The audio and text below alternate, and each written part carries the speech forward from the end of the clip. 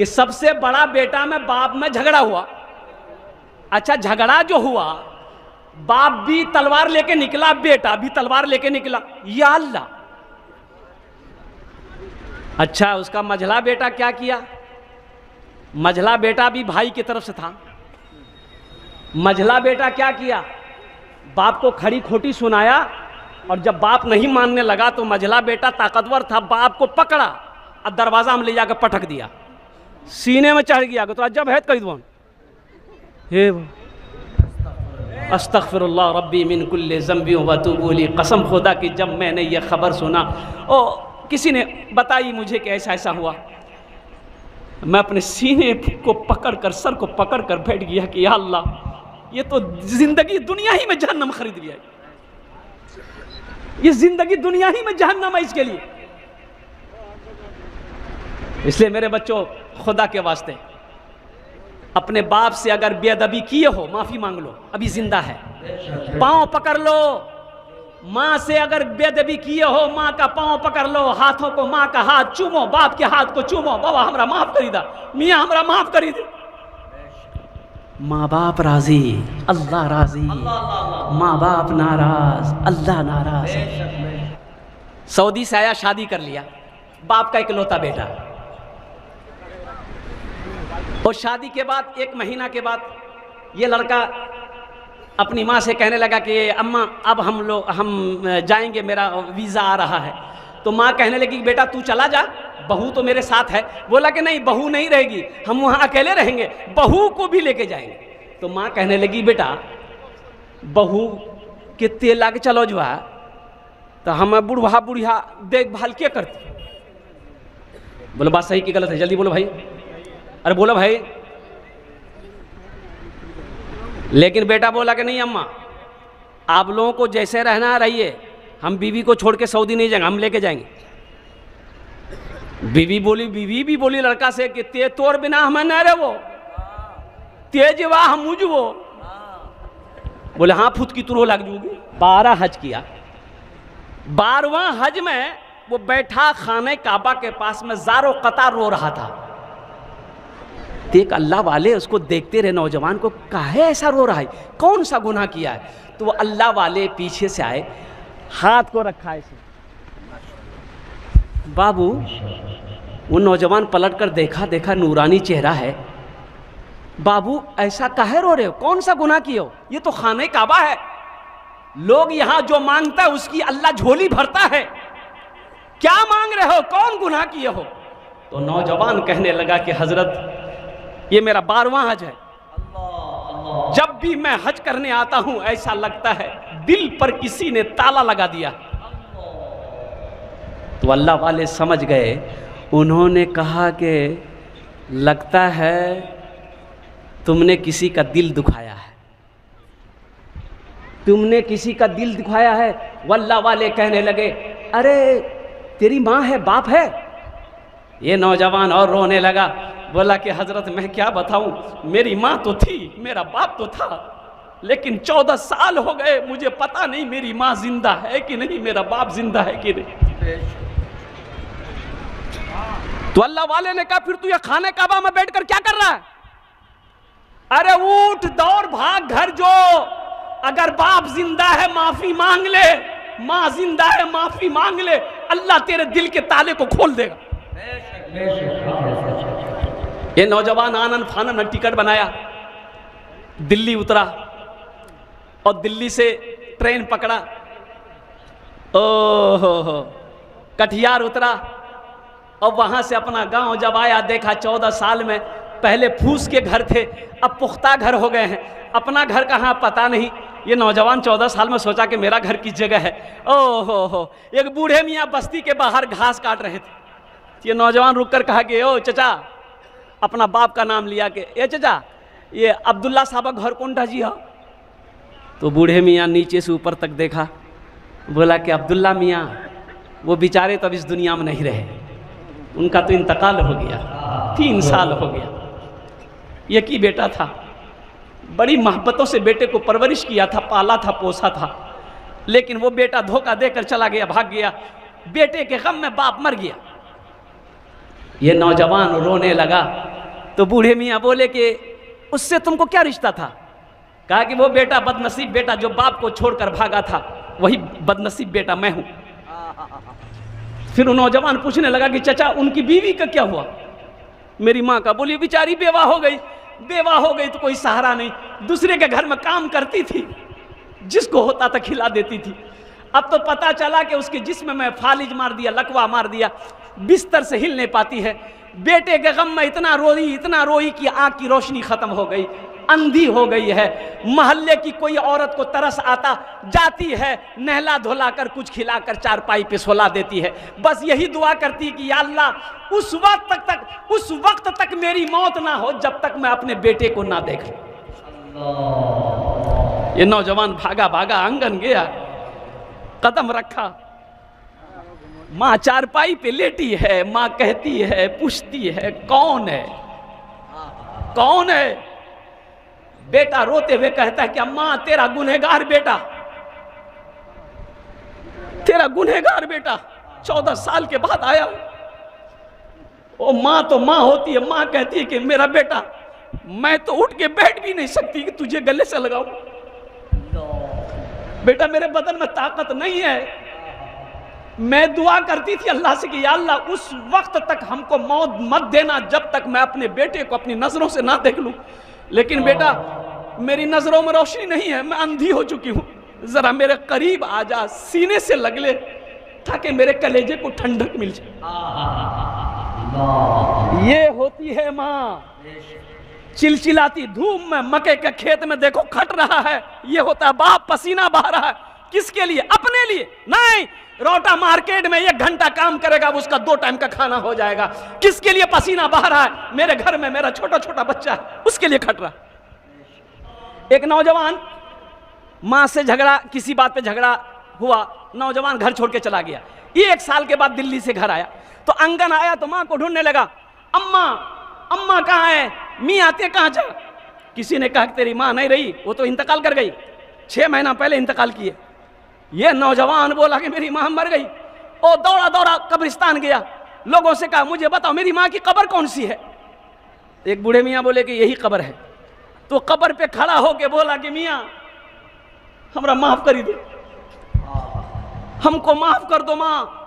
तो एक बूढ़े मियाँ ने कहा कि तेरी माँ मरने से पहले कह गई थी कि मेरा बेटा आए ना तो उसे कह देना मैंने उसे माफ कर दिया।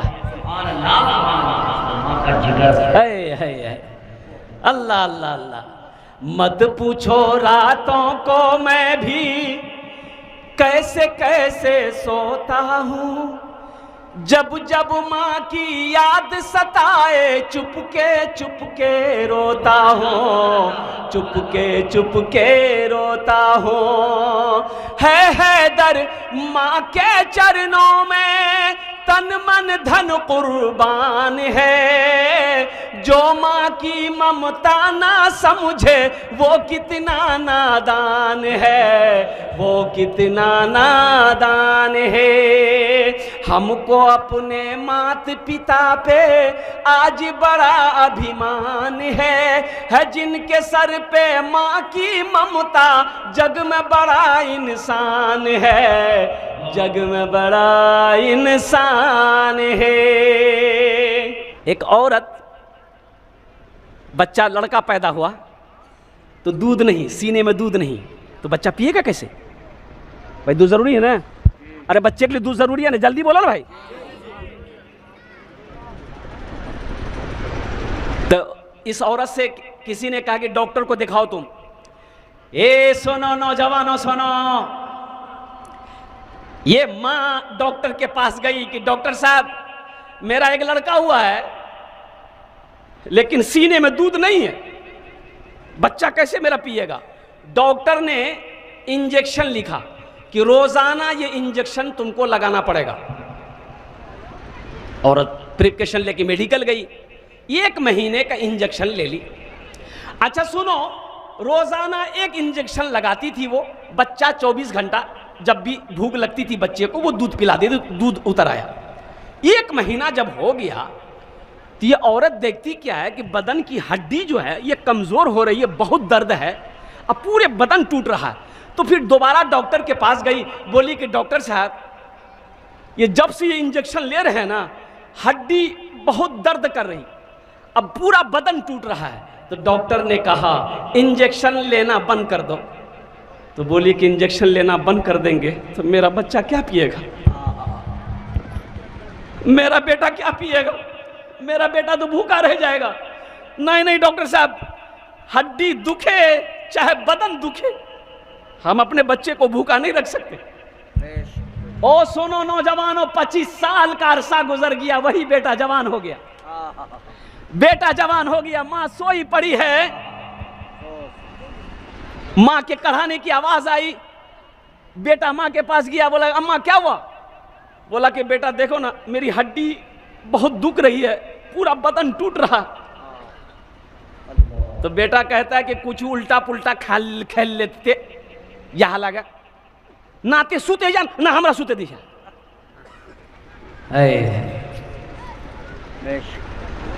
ना, आप सोते हैं ना हमको सोते देते हैं, उल्टा पुल्टा कुछ खा लिए होंगे इसलिए हड्डी दुख रही है, पूरा बदन टूट रहा है।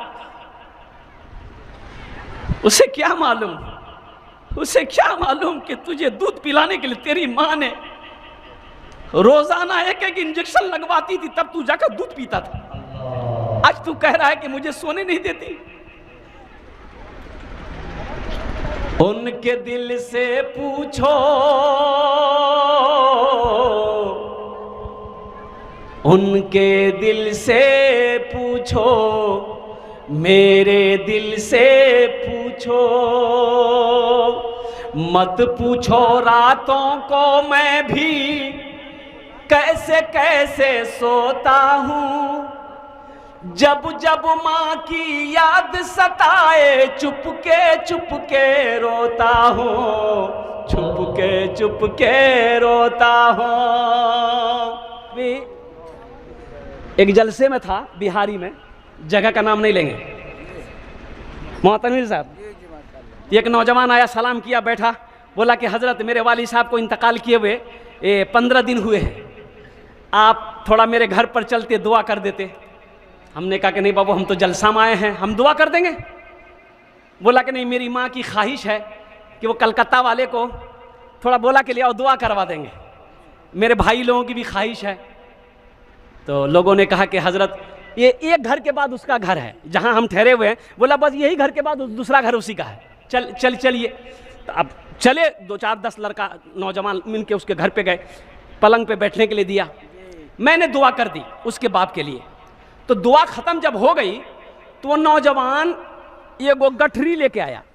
अरे पोटरी है जी नहीं हो, अरे जल्दी बोलो नहीं हो, हाँ पोटरी ला गई।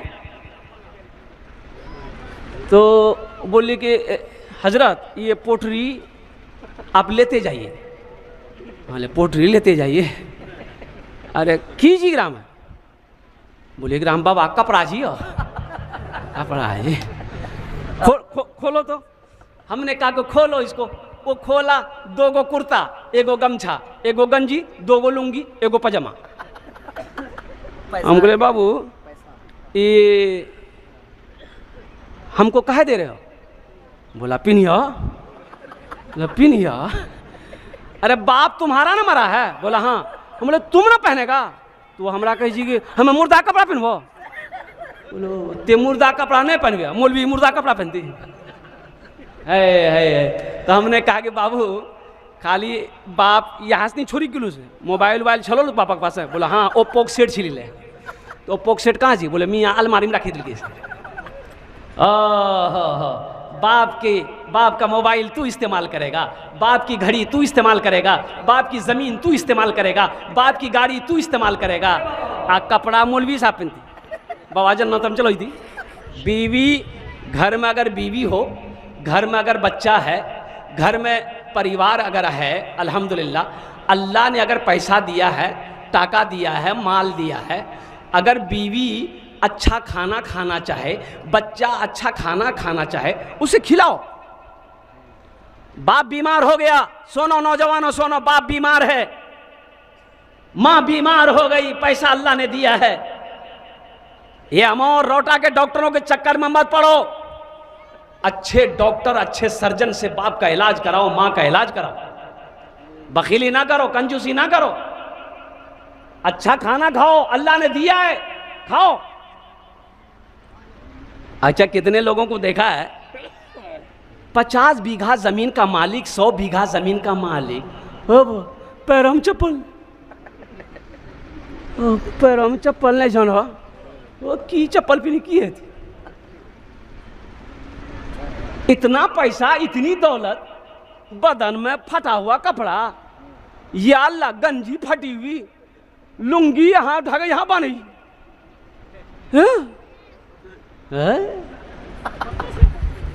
अल्लाह के रसूल सल्लल्लाहु अलैहि वसल्लम के पास एक सहाबी आया, देखा कि फटा पुराना कपड़ा है। अच्छा ठीक है, सुन जाइए। एक सहाबी आया, या अल्लाह के रसूल सल्लल्लाहु अलैहि वसल्लम के पास में एक सहाबी आया, देखा कपड़ा फटा हुआ है, तो आपने पूछा, अरे तेरे पास माल उल है, पैसा वैसा है? कहा कि या रसूल अल्लाह है, बाग भी है, पैसा भी है मेरे पास है। तो आपने फरमाया, माल है तो फिर दिखता क्यों नहीं है? उसका असर दिखना चाहिए ना भाई। पैसा है उसका असर दिखना चाहिए, माल है उसका असर दिखना चाहिए ना। ये अल्लाह की नाशुक्री कैसा?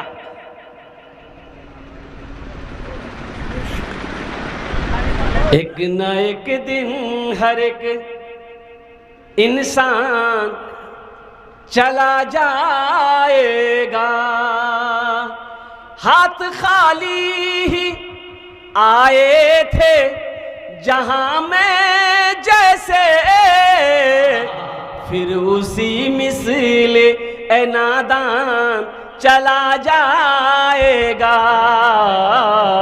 फिर उसी मिसल ए नादान चला जाएगा। मौत के बाद तुझे लोग ना रहने देंगे, मौत के बाद तुझे लोग ना रहने देंगे, करके महलों को तू वीरान चला जाएगा।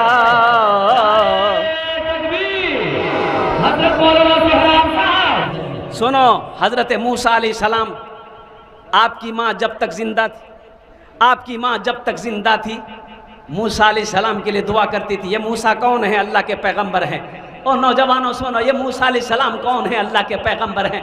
और सुनो सुनो, अल्लाह के रसूल हैं, अल्लाह के पैगंबर हैं। और सुनो, हजरत मूसा अलैहिस्सलाम की माँ इंतकाल कर गई। और आप अल्लाह से मिलने जा रहे हैं कुएं तूर पहाड़, अल्लाह की तरफ से आवाज आई, मूसा अब संभल के चलना, होशियारी से चलना। तो कहा कि या अल्लाह, ऐसा तो तूने कभी नहीं कहा कि संभल के चलना। तो अल्लाह ने कहा कि मूसा, पहले तू जब चलता था, घर से निकलता था, तेरी माँ तेरे लिए दुआ करती थी, अब तेरे लिए दुआ करने वाले वो हाथ नहीं रहे। ये मेरे बच्चों, हम खास कर हाथ जोड़कर कहते हैं, देखो तुम नमाज कज़ा कर दो, ये कज़ा नहीं करना। माँ बाप के सामने कभी बेअदबी मत करना। अल्लाह का कुरान कहता है, उफ़्फ़िम वला तनहरहुमा वक़ुल लहुमा क़ौलन करीमा। यही तो मैं कहता हूं, कुरान पढ़ो। माँ बाप का मकाम क्या है, ये तुम्हें यूनिवर्सिटी में पढ़ाया नहीं जाएगा, कॉलेज में पढ़ाया नहीं जाएगा, स्कूल में नहीं पढ़ाया जाएगा। कहाँ पढ़ाया जाएगा? मकतब में। हाफिज अब्दुल कुद्दूस साहब के पास आओ, वो तुम्हें बताएंगे कहाँ पढ़ाया जाएगा। कुरान में बताया जाएगा। कहाँ पढ़ाया जाएगा? हदीस मुस्तफ़ा में बताया जाएगा कि माँ बाप का मकाम क्या है। वैसे शेख अब्दुल हक मुहद्दिस देहलवी रहमतुल्लाह अलैह बहुत अच्छा मजमून लिखा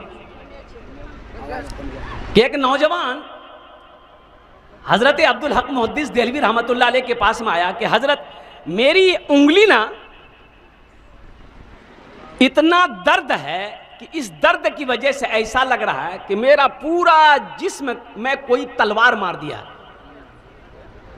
हजरत डॉक्टर को दिखा चुके, हकीम को दिखा चुके, तबीब को दिखा चुके, जर्रा को दिखा चुके, कई हजार की दवाई खा लिया, फायदा नहीं, आराम नहीं, आराम नहीं है। तो हजरत अब्दुल हक मुहद्दिस देहलवी रहमतुल्लाह अलैह फरमाते हैं कि तुम मेरे पास क्या करने आए? बोला हजरत आप दम कर दीजिए। कुछ पढ़कर, अल्लाह का कलाम पढ़कर दम कर दिए ताकि दर्द में अफाका हो जाए। ये उंगली हमारी ऐसी लग रही है कि ये जल रही है, ये उंगली मेरी जल रही है। और कुर्बान जाओ मुसलमानों, सुनो, अल्लाह वाले थे हज़रत अब्दुल हक मुहद्दिस देहलवी रहमतुल्लाह अलैह। उन्होंने कहा अच्छा ठीक है बैठो मेरे सामने। आपने अपने सामने बिठाया, आप कुरान पढ़ते गए और दम करते गए, फूकते गए और पूछते थे आराम मिला? बोला हज़रत आराम नहीं मिला। अच्छा फिर ठीक है। दोबारा फिर दम किया, पूछा आराम मिला? बोला कि नहीं आराम नहीं मिला।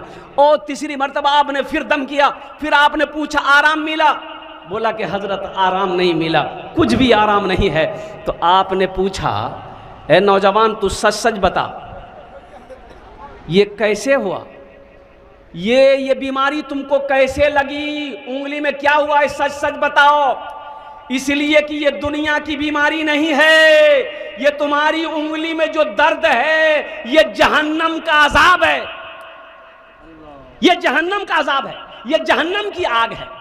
सच सच बता माजरा क्या है? वो नौजवान कहने लगा कि हजरत मेरा बाप था ना, पैसा वाला था लेकिन बड़ा बखील था, बड़ा कंजूस था। हजरत पैसा घर में था, वो अशरफियों के सिक्के थे घर में, लेकिन सही से खाने को नहीं मिलता था, सही से पहनने को नहीं मिलता था। और मेरी माँ बोलती, हम लोग बोलते, वो मना कर देता, मार पीट पे उतर आता कि नहीं कोई पैसा खर्च नहीं करेगा। ना कभी मछली, ना कभी गोश्त, ना कभी दूध, ना कभी दही। इतना बड़ा बखील था कि अशरफियों का पोटली बनाकर, तकिया बनाकर सोता था। ना खुद खर्च करता था, ना हम लोगों को खर्च करने देता था। बोला फिर क्या हुआ? बोला फिर क्या हुआ हजरत, एक दिन मौत आ गई, मर गया, मेरा बाप मर गया। ओ मेरा बाप मरा, रिश्तेदार लोग आए, कब्र बनाई गई, जनाजे की नमाज पढ़े हम लोग। और अपने बाप को जब कब्रिस्तान ले जाने लगे तो मेरी माँ बोली कि बेटा ये अशरफी भी उसके कब्र में ले जाकर डाल दो। अरे बड़ी मोहब्बत करता था अशरफियों से, जीते जिंदगी कभी हम लोगों को अशरफी में पैसे में हाथ लगाने नहीं दिया। जैसा होगा अल्लाह खिलाता खिलाएगा, जा जा अशरफी को भी उसकी कब्र में डाल दे। ये नौजवान भी बोला कि अम्मा सही बोल रही, जब जिंदगी में अब्बा खर्चा नहीं करने दिया, अब ये दौलत लेके क्या करेंगे? वो अशरफी का वो जो पोटली, वो उसके साथ में कब्र में रख दिया, तख्ता रखकर मिट्टी डालकर बराबर कर करके लोग घर आ गए। 2-4 दिन के बाद ये लड़का सोचा कि बताइए अशरफी सब कब्र में रख दिए, आखिर बर्बादे हो जाएगा, तो लेते आते हैं घर में काम करेंगे। अब बाप वैसे बखील थे, जो भी थे खर्च नहीं करने दिए, खर्च नहीं किए। तो वो नौजवान कब्रिस्तान पहुंचा, कब्र की मिट्टी हटाया, और जब तख्ता हटाया देखता क्या है कि जितने अशरफी के सिक्के थे उसके बाप के जिस्म में चिपका हुआ है। बोले अरे हम तो पोटरी में रखे थे, या बदन में चिपकाया हुआ है। तो ये नौजवान उंगली लेकर एक अशरफी को, एक सिक्का को ऐसे छुआ, बस छूना था। ये नौजवान कहता है, हजरत अब्दुल हक मुहद्दिस देहलवी रहमतुल्लाह अलैह को कहता है नौजवान कि हजरत मैंने सिक्का को जैसे ही छुआ ऐसा लगा मेरे पूरे बदन में करंट लग गया, पूरा जिस्म मेरा कांपना शुरू हो गया। हजरत फिर मैंने सिक्का को नहीं छुआ और कब्र की मिट्टी को मैंने बराबर की। हजरत उसी वक्त से इस उंगली में ऐसी टिस होती है पैदा, ऐसा लगता है कि मेरा पूरा बदन जल जाएगा, ना खाने चैन है, ना सोने चैन है, ना बैठने चैन है। हजरत अब्दुल हक मुहद्दिस देहलवी रहमतुल्लाह अलैह फरमाते हैं, ए नौजवान इसका इलाज कोई डॉक्टर नहीं कर पाएगा, ये जहन्नम की आग है, ये जहन्नम की आग है। ऐसा करो, इसको अगर कोई बुझा सकता है तो आंख का आंसू बुझा सकता है, आंख के आंसू बुझा सकता है, रो, और जब आंसू निकले तो इन उंगलियों को आंसू लगा दो, इंशाअल्लाह अल्लाह तुम्हें शिफा देगा। बाप का इंतकाल हो गया, रिश्तेदार लोग आगे, जनाजा रखा हुआ है, इमाम साहब आगे बढ़े जनाजा की नमाज पढ़ाने के लिए। बेटा हजारों कतार रो रहा है, बेटा हजारों कतार रो रहा है, बाबा बाबा। लोगों ने कहा कि कान जाकर मरना सब एक ही हो, अरे इजाजत धोगनी हो, बापक जनाजा पर हवेली इजाजत धोगनी हो। ये नौजवान आगे बढ़ा, नौजवान बोलने लगा कि आप लोग क्या समझते हैं, हम अब्बा के मरने पर रोते हैं? बोला फिर कना कहानी ये नौजवान बोला हम रो इसलिए रहे हैं कि हमर बाबा हमरा हिंदी पढ़ल को, अंग्रेजी पढ़ल को, बंगला पढ़ल को, मराठा पढ़ल को, पंजाबी पढ़ल को, हमार बाबा हमरा कुरान नहीं पढ़ल को। अगर मेरा बाप कुरान पढ़ाता आज जनाजी की नमाज हम पढ़ाते। सुभान अल्लाह, सुभान अल्लाह। इमाम की तनख्वाह कितनी है अपने बस्ती में? तनख्वाह कितना है इमाम? अगर 5,000 6,000 6,000। अरे बोलिए ना भाई, बोलिए ना भाई। 6,000 7,000 7,000 नहीं 5,000। 5,000 बहुत भाग लिया। 5,000 तो बहुत छे। 5,000 इमाम को तनख्वाह मिलने लगे तो पटना में फ्लैट खरीद लेगा वो। सेक्रेटरी साहब से इमाम साहब ने कहा कि इमाम साहब यहाँ तनख्वाह बढ़ा दा, छोटा सातरा हमारे छोटो छोटो बच्चा जा, 5,000 हम गुजारा नहीं है जी। तो सेक्रेटरी साहब बोली कि हमरा से पूछी बच्चा पैदा कर लाते, रहना है तो रहिए, नहीं तो 1 2 3 नेशनल हाईवे फिर जा। इमाम साहब बेचारे मजबूर रह गए। कुछ दिनों के बाद सेक्रेटरी साहब का बेटा पढ़कर आया दिल्ली से, नौकरी नहीं मिल रही है, जुमा का दिन है। सेक्रेटरी साहब ने कहा इमाम साहब दुआ कीजिएगा नमाज में, मेरा बेटा पढ़ लिख कर आया है, इसको अच्छी नौकरी मिल जाए, बेहतर नौकरी मिल जाए। इमाम साहब सलाम के बाद जुमे की नमाज में दुआ किए कि या अल्लाह सेक्रेटरी साहब का बेटा पढ़कर बाहर से आया है, ऐसी नौकरी दिलवा दे सेक्रेटरी साहब के बेटे को, जितनी तनख्वाह मेरी है उतनी तनख्वाह उसको भी मिले। सेक्रेटरी साहब गर्म हो गया। 5,000 हम किए थे, 5,000 में क्या होगा? आपने ऐसी दुआ क्यों की? और कुर्बान जाओ, आपका बेटा इंजीनियरिंग करके आया है, 5,000 में उसका नहीं होगा, एक इमाम का गुजारा हो जाएगा। इमाम आदमी है कि फरिश्ता है? क्या है बोलिए? आदमी है ना। है इसका बच्चा नहीं, इमाम साहब इमाम का बीवी नहीं है, ये ब्याह नहीं करेगा, ऐसे घूमते रहेगा जी। भाई इनके भी जज्बात, इनकी भी ख्वाहिशात है, ये भी तो शादी करेगा। इनकी बीवी के दिलों के अंदर में भी तो ख्वाहिश है कि हम भी अच्छा खाना खाएं, अच्छा लिबास पहने, अच्छा कपड़ा पहने। इनकी भी तो ख्वाहिश है कि मेरे बच्चे अच्छी तालीम हासिल करें। और कुर्बान जाओ, इनकी भी ख्वाहिश है कि मेरा बच्चा जब बीमार पड़े हम भी पटना में, पूर्णिया में अच्छे डॉक्टर से इलाज करवाएं। हमारा बच्चा बीमार होगा, हम पूर्णिया में मनोहर झा, मनमोहन झा, इसको झा, वो झा को दिखाएंगे। इमाम का बच्चा बीमार होगा, अमौर हॉस्पिटल ला जानी हो। अच्छा, ये इंसाफ है भाई, इंसाफ है। इसलिए मेरे भाइयों हम ये कहते हैं, देखिए आपसे हाथ जोड़कर गुजारिश करेंगे, हाथ जोड़कर गुजारिश करेंगे, अपने मस्जिद के इमाम को खुश रखिए जिसके पीछे आप 5 वक्त की नमाज पढ़ते हैं।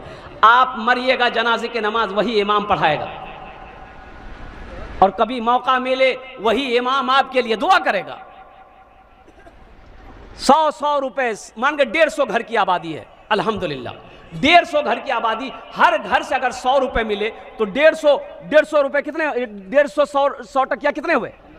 15,000 एक इमाम को तनख्वाह आप नहीं दे सकते हैं। अल्लाह अकबर कबीरा। एक मोबाइल का रिचार्ज खत्म हो जाता है, आप अंबानी, अब घर के अंदर में 3 आदमी है, 3 आदमी, बेटा के पास मोबाइल, बीवी के पास मोबाइल, मेरे पास मोबाइल, 3 मोबाइल है, 3 मोबाइल का रिचार्ज करेंगे, ओ 350 रुपये, 350 रुपये मोबाइल। अब वो 3 मोबाइल का रिचार्ज करेंगे, 1,050 रुपये हुआ। मोबाइल तो रिचार्ज कर लेते हैं, लेकिन ये इमाम साहब हमारे बच्चों को पढ़ा रहे हैं, इमाम साहब इसके पीछे हम नमाज पढ़ रहे हैं, 100 रुपया देने के लिए, 200 रुपये देने के लिए, अल्लाह समद, ना जाने ऐसा लगता है कि कलेजा बाहर निकल जाए। देखिए एक बात याद रखिएगा, मुसलमान बखील नहीं होता।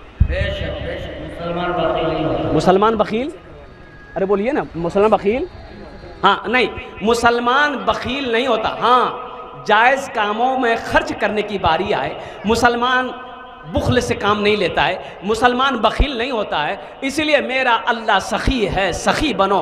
जहाँ जायज़ खर्च हो वहाँ खर्च करो, जहाँ सही खर्च हो वहाँ सही खर्च कीजिए। नेक कामों में खर्च करने की बारी आए वहाँ खर्च कीजिए। देखिए, दौलत ना कोई लेके जा पाया है ना कोई लेके जाएगा। जाएगा? बोलिए जल्दी बोलिए भाई। अरे जाएगा? नहीं। बोलिए बोलिए। कोई लेके जाएगा? अच्छा, आए थे, कुछ लेके आए थे? अब कोई जाता है किसी को कुछ ले जाते हुए देखे हैं? नहीं। जब कुछ लेके आए नहीं, जब कुछ लेके जाना नहीं है, तो फिर इसको सीने से चिमटा के क्या फायदा है? बीवी के पास कपड़ा नहीं, आपने बैंक में पैसा रखा है, बच्चे को पहनने का कपड़ा नहीं है, आप पैसा तिजोरी में रखे हैं, अच्छा खाना नहीं है बच्चों को खिला रहे हैं, आप अच्छी तालीम नहीं दे पा रहे हैं, आप पैसा जमा जमा करके रख रहे हैं। कहता है कुरान में, वक़दा रब्बुका अल्ला ताबुदू इल्ला इय्याहु व बिल वालिदैनि इहसाना। मेरा अल्लाह कहता है मेरे साथ किसी को शरीक ना बनाना। उसके बाद क्या करना है? नमाज नहीं, अल्लाह ने हुक्म दिया, अब क्या करना है? हज़रत अब्दुल्ला इब्न मसूद रदी अल्लाह ताला अन्हु ये फरमाते हैं कि अल्लाह के रसूल सल्लल्लाहु अलैहि वसल्लम से मैंने पूछा, या रसूल अल्लाह, सबसे अफजल अमल कौन सा है? आपने फरमाया, और कुर्बान जाओ, सबसे खूबसूरत अमल, सबसे अफजल अमल यह है अल्लाह के साथ किसी को शरीक ना बनाना। दूसरा अमल अपने माँ बाप के साथ अच्छा सलूक करना, उनकी खिदमत करना, उनकी दुआएं लेना। अल्लाह तेरा दुनिया ही के अंदर में जन्नत में घर बना देगा। इंशाअल्लाह अमल करेंगे। हमको अपने मात पिता पे आज बड़ा अभिमान है जिनके सर पे माँ की ममता, जग में बड़ा इंसान है, जग में बड़ा इंसान है। पीते पीते दूध कभी चल में जब छुप जाते थे, पीते पीते दूध कभी चल में जब छुप जाते थे, खुद ठंडक में माँ सोती, गोदी में हम सो जाते थे। अजय बताइए, कड़ाके की ठंड हो, यानी कड़ाके की ठंड, सर्दी खूब हो, बेटा 3 साल 2 साल का बच्चा है, बिस्तर में पेशाब कर दिया, माँ क्या करती है? बिस्तर बदल देती है। अरे जल्दी बोलो, बदलती ही नहीं? अरे बदलेगी ना हो।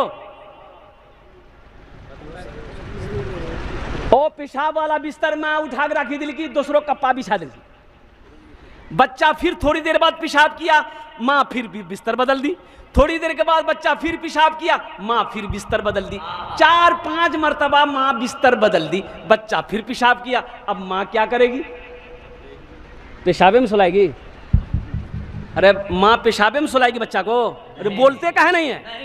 सुलाएगी माँ। बाप पसंद करेगा मेरा बेटा पेशाब में सोए? अरे बाप पसंद करेगा। और सुनो, बिस्तर नहीं है, भोटिया नहीं जी, खत्म। और सुनो, माँ खुद पेशाब में सोती है, अपने बेटे को सीने पे सुलाती है, इसे दुनिया माँ कहती है।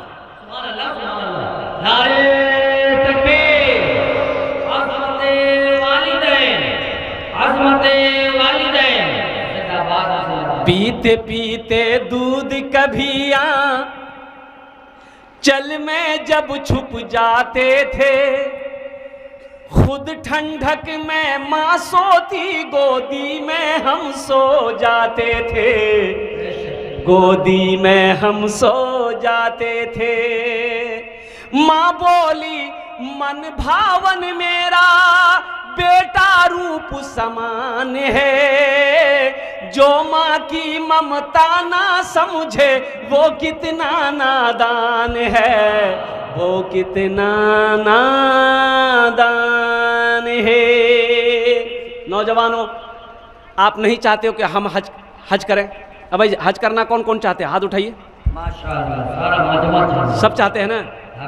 तो जिनके माँ बाप नहीं हैं, ये ऑफर उनके लिए नहीं है। जिनके माँ बाप जिंदा है उनके लिए ये ऑफर है। उनके लिए ऑफर क्या है? एक हज, कोई पैसा खर्चा नहीं, पैसा खर्चा नहीं। अभी हज करने जाएंगे आप, 4 से 5 लाख रुपए खर्च होंगे। घर बैठे आप हज करो, घर बैठे हज का सवाब पाओ। क्या अल्लाह के रसूल सल्लल्लाहु अलैहि वसल्लम इरशाद फरमाते हैं, जो बेटा जो बेटी सुबह उठे और अपने बाप के चेहरे को मोहब्बत की नजर से ऐसे देख ले, बाबा ठीक जानी, बाबा ठीक छानी, मोहब्बत की नजर से सिर्फ देखे, अल्लाह उसे एक हज्जे मकबूल का सवाब अता फरमाता है। एक हज्जे मकबूल का सवाब अता फरमाता है। इसलिए मेरे बच्चों, नौजवानों, माँ बाप हैं, इनकी कदर करो, इनकी दुआएं लो, अल्लाह तेरी तकदीर बदल देगा। और माँ बाप से मैं कहना चाहता हूँ, बच्चे जब पैदा हों, देखिए बच्चा पैदा करना बहादुरी का काम नहीं है। बहादुरी काम से बच्चा पैदा करना कोई बहादुरी का काम नहीं है। इसलिए कि कुत्ता भी बच्चा पैदा कर रहा है तो कुत्ता बहादुर है, बिल्ली भी बच्चा पैदा करी, मुर्गा मुर्गी वो बच्चा पैदा करी। तो बहादुरी क्या है? जानवर बच्चे पैदा करते हैं, वो बच्चा छोड़ देता है। हम अशरफुल मखलूक़ात हैं। अल्लाह ने 18,000 मखलूक़ात को पैदा किया, उनमें सबसे अफजल, सबसे बेहतर, सबसे आला, सबसे ऊंचा इंसान को बनाया। तो हमारे घर में जब बच्चा पैदा हो तो बहादुरी यह है कि उस बच्चे की अच्छी तरबियत हो, अच्छी तालीम हो। हाफिज़ अब्दुल कुद्दूस साहब जो बच्चों को मकतब में पढ़ा रहे हैं, 150-200 रुपया महीना पर, मैं सलाम करता हूँ आपको कि अपने बच्चे को ज़मीन बेचकर पढ़ानी पड़े तो पढ़ाइए, ज़मीन बेच दीजिए, लेकिन उसको जाहिल मत रखिए। एक हफ्ता गोश्त नहीं खाएंगे, हफ्ता में एक ही दिन खाएंगे, 5 दिन नहीं खाएंगे, क्या जिंदा नहीं रहेंगे? अरे बोलो भाई, गोश्त नहीं खाया तो जिंदा नहीं रहेगा? 200 टका हाफिज अब्दुल कुद्दूस साहब को देने में पेट दर्द हो रहा है। आदमी बोली जी, हाँ बोली साहब, बगैर बोटी को हमरा रोटी नहीं खेलो जी, बगैर बोटी रोटी खेलो नहीं। 300 टका गोश्त किलो आया, 150 टका देवे में है कने इतना परेशान है, जा घर काटी भागी जी, ते घर काटी ने भागे जा, दंग नहीं पैसा गिला। अरे इसको पैसा दो भाई, 1 महीना तेरे बच्चे को पढ़ाया। एक बात और याद रखिएगा, देखिए मैं आपको बता दूं, आप बच्चे को डॉक्टर बनाइए, इंजीनियर बनाइए, प्रोफेसर बनाइए, मास्टर बनाइए, वकील बनाइए, अल्हम्दुलिल्लाह बनाइए, लेकिन ये आप इसको बनाइएगा, आपका नाम रोशन दुनिया में होगा, वो कमा के खाएगा, दौलत कमाएगा, यही ना? अरे बोलिए भाई, यही ना? लेकिन सुनो, बच्चे को अगर आपने कुरान पढ़ा दिया, अच्छा यही बेटा प्रोफेसर है, डॉक्टर है, इंजीनियर है, जो भी है, दुनियावी पढ़ाई पढ़ाया आपने, हशर के मैदान में आपको देखेगा भागेगा, बाबा आप जी कुछ मांगी नहीं लो, ये बेटा भागेगा हशर के मैदान में, बाप को देखकर भागेगा, भाई को देखकर भागेगा, भाई को देखकर भागेगा, ओ दोस्त को देखकर भागेगा, बीवी शौहर को देखकर भागेगी। हम नहीं कहते अल्लाह का कुरान उठाओ, अल्लाह का कुरान कहता है, लेकिन सुनो अल्लाह के रसूल की सुनिए, अल्लाह के हबीब की सुनिए। अल्लाह के रसूल सल्लल्लाहु अलैहि वसल्लम इरशाद फरमाते हैं, जिसने दुनिया में अपने बेटे को कुरान पढ़ाया, क्या पढ़ाया? अरे जोर से बोलिए, क्या पढ़ाया? कुरान पढ़ाया है, वो बेटा बाप को देखकर भागेगा नहीं, बल्कि हशर के मैदान में दौड़ करके अपने बाप को ढूंढेगा, मेरा बाप कहाँ है, बाप के हाथ को पकड़ेगा, अल्लाह के सामने खड़ा होगा, या अल्लाह मैं तेरे कुरान का कारी हूं, मेरा ये बाप है, तेरा वादा है कि जो मेरे कुरान को पढ़ेगा उसके बाप को हम ताज पहनाएंगे, या अल्लाह आज इज्जत का ताज मेरे बाप को पहनाकर जन्नत के अंदर में दाखिल कर दे।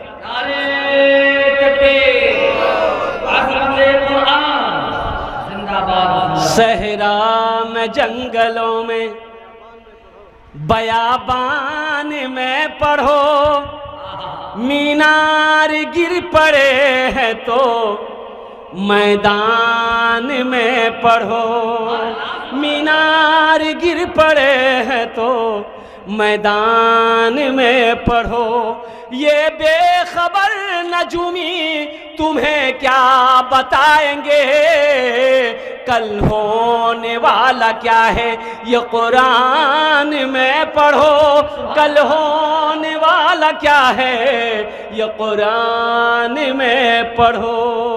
हम मना नहीं करते हैं, अंग्रेजी अपने बच्चों को पढ़ाइए, संस्कृत पढ़ाइए, हिंदी पढ़ाइए, मराठा पढ़ाइए, बंगला पढ़ाइए, अपने बच्चे को दुनिया का हर भाषा पढ़ाइए। लेकिन मेरा कहना है कि हर भाषा से पहले मेरा बच्चा अल्लाह का कुरान पढ़ेगा इंशाअल्लाह। सारे लोग पढ़ेंगे इंशाअल्लाह। बच्चों